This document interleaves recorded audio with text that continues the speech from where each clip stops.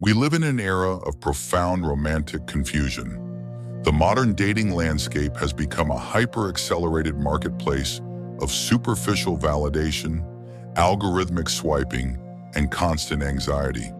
We are taught to chase, to perform, and to treat human connection as a prize to be won. But in this breathless pursuit of intimacy, a quiet tragedy occurs. In our desperate attempt to pull people closer, we inadvertently build a wall of desperation that pushes them away. We sacrifice our dignity for attention, our peace of mind for reassurance, and our character for a fleeting moment of validation. Centuries ago, the ancient Stoic philosophers sat in the bustling streets of Rome and Athens, observing the exact same human flaws. They wrote extensively about the human soul, the nature of desire, and the destructive power of attachment. Stoicism is often misunderstood as emotional numbness. This is a profound error. True Stoicism is the mastery of judgment. It is a philosophy of radical self-reliance, unshakable inner peace, and supreme self-respect. And as it turns out, the very qualities that make a person an unshakable Stoic are the exact qualities that make them magnetic to others. Attraction is not a game of psychological tricks or manipulation. True, enduring attraction is a byproduct of high character. It is an involuntary human response to a person who possesses a centered mind, a clear purpose, and an independent spirit. Conversely, the fastest way to kill attraction instantly is to allow your mind to become weak, dependent, and easily shaken. In this guide, we are going to break down the 5 fatal mistakes that destroy attraction instantly, viewed through the lens of ancient Stoic wisdom, and how to use this knowledge to completely transform the way you project yourself to the world. The first killer of attraction is needy attachment, a total lack of emotional self-sufficiency. When you meet someone you like, your mind instantly constructs a future. You find yourself checking your phone every few minutes. If they take hours to reply, your internal peace is shattered. You overanalyze every word and adapt your entire schedule around theirs, abandoning your hobbies and responsibilities just to be available. To the untrained eye, this looks like passion. To the Stoic, it looks like slavery. The great Stoic teacher Epictetus once remarked, "No man is free who is not master of himself." When you tie your emotional stability to how quickly another person responds to you, you hand them the keys to your internal kingdom. Dependency carries an unspoken demand. You are essentially saying, "I am empty, please fill this void inside me." This places an immense psychological burden on the other person. Instead of viewing you as a pillar of strength, they begin to view you as a liability. Human psychology dictates a universal truth. We rarely value that which is handed to us unconditionally out of fear. Marcus Aurelius constantly reminded himself of where true value resides. He wrote, "Look within. Within is the fountain of good, and it will ever bubble up if thou wilt ever dig." To conquer needy attachment, you must master the dichotomy of control. Your actions, your integrity, and your boundaries are up to you. The other person's thoughts, feelings, and responses are completely outside of your control. Cultivate an inner world so rich and deeply grounded in your own values that the presence of another person is a beautiful luxury, never a desperate necessity. The second mistake that kills attraction instantly is being a people pleaser or being overly accommodating. This happens when you want someone to like you so badly that you become an echo of their preferences. If they treat you poorly, arrive late without an apology, or cancel plans last minute, you smile and say, "Oh, it's completely fine." You believe that by presenting zero friction, you are making yourself more attractive. The ancient Stoic philosopher Seneca had a sharp view on this behavior. He who is everywhere is nowhere. When you agree with everything, you stand for nothing. When you have no boundaries, your presence loses all weight. You are screaming to their subconscious mind that your own time, opinions, and feelings do not matter. This destroys attraction because it completely eliminates respect. And without respect, attraction cannot breathe. A person cannot be attracted to an echo. They want to interact with a real, autonomous human being who has a firm backbone. The Stoics practiced a virtue called parrhesia, which means bold, fearless, and truthful speech. Marcus Aurelius lived surrounded by flatterers who agreed with his every word to win favor. He despised this and actively sought out people who would tell him the brutal truth. True attractiveness lies in your willingness to hold your ground with grace. Saying no is the ultimate test of personal sovereignty. When you say no because a demand violates your values or disrespects your time, a deep layer of unshakable respect is formed. Stand tall, speak your truth, and let them encounter the real you. The third mistake is reactive emotional turbulence, which is the complete absence of emotional control, leading to outbursts of jealousy, insecurity, and passive aggression. If the person you are seeing doesn't check in for several hours, a wave of hot insecurity washes over you, and you react. You send a passive-aggressive text, demand to know where they were, or give them the cold shoulder. This volatile behavior is an absolute executioner of romance. The Stoics viewed anger and hysterical insecurity not as expressions of love, but as temporary madness. Seneca noted, "The greatest remedy for anger is delay." When you react instantly to your insecurities, you show that you are at the mercy of your external environment. A truly attractive person is seen as a calm harbor in a chaotic world.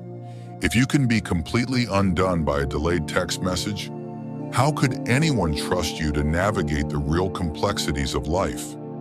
Jealousy is the toxic core of this reactivity. Epictetus reminds us that people are not our property. Their minds and choices belong to them alone. If someone wants to leave you, no amount of control or interrogation will stop them. In fact, a suffocating grip only accelerates their departure. Marcus Aurelius provided a framework to handle this. Reject your sense of injury and the injury itself disappears. An attractive person recognizes their insecurities but refuses to let them drive their actions. They observe the emotion, analyze it with reason, and let it pass like a cloud over a mountain. Your calm composure is your superpower. The fourth mistake is living without a mountain, meaning having no personal purpose or mission outside of the relationship. Many people enter a relationship and completely dissolve into it. Their career goals stall, their fitness routine evaporates, and their creative projects are abandoned. Their entire existence becomes centered around the maintenance of the relationship. They have abandoned their mountain. To the Stoics, a life without purpose was a life wasted. Seneca issued a stern warning to those who drift aimlessly. Let all your efforts be directed to something. Let it keep that end in view. When you make a romantic partner your sole purpose in life, you turn a flawed human being into your God. It is incredibly unattractive to look down and see that the person you are with has nowhere to go. Human beings are evolutionarily wired to be attracted to trajectory, growth, and energy. Marcus Aurelius woke up every day with a profound sense of duty to his mission, writing, "At dawn, when you have trouble getting out of bed, tell yourself, I have to go to work as a human being. Your work, your health, your business, or your craft must take precedence over the trivial anxieties of dating. When you have a mountain to climb, you are no longer checking your phone constantly because your hands are busy working. This creates a healthy dynamic where your partner sees you as a force of nature, someone moving forward with or without them."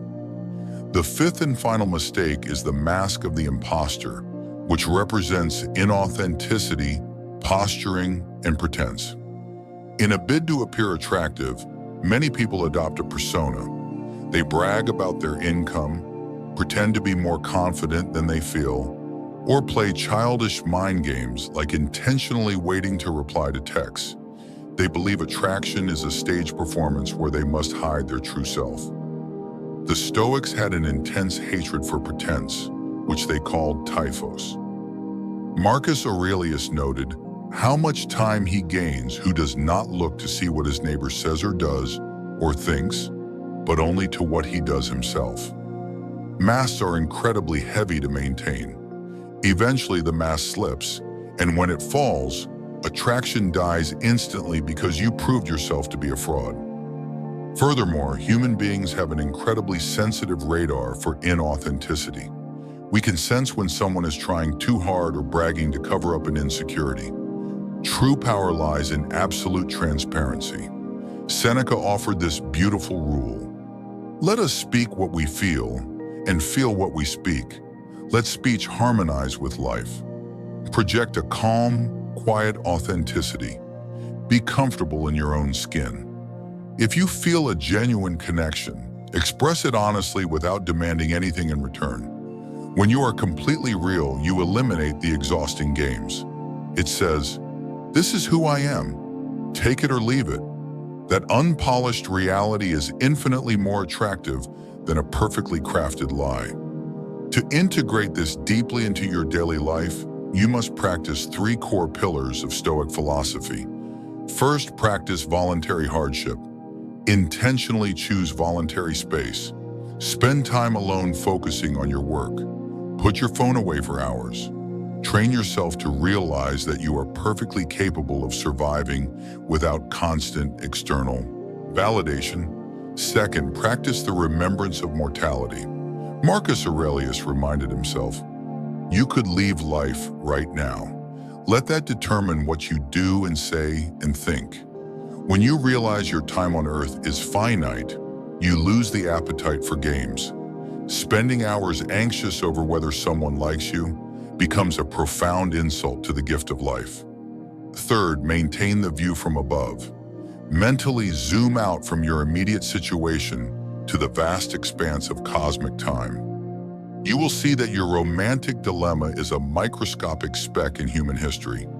This takes away the suffocating dramatic weight and replaces it with liberating clarity. The ultimate truth of Stoicism and attraction is this: you cannot control the heart of another human being. You can only control the state of your own soul. Every mistake we discuss today stems from the exact same error: looking outside of yourself for something that can only be found within. It is time to stop chasing. Step off the frantic treadmill of romantic desperation. Turn your gaze inward. Rebuild your boundaries. Reconnect with your mountain. Strip away the fake masks and stand comfortably in your own authentic reality. Master your emotional reactions and realize that your peace of mind is far too valuable to be traded for a crumb of casual attention. When you do this, you stop being a hunter. You become a lighthouse. You stand firm, anchored deep in the bedrock of your own character, shining a clear, bright, unshakable light into the darkness. The ships that are meant to find you will navigate toward your light. The ships that are not meant for you will drift past into the night. And either way, you remain standing, tall, sovereign, unbroken, and free. Until next time, stay grounded, stay purposeful, and remain unshakable.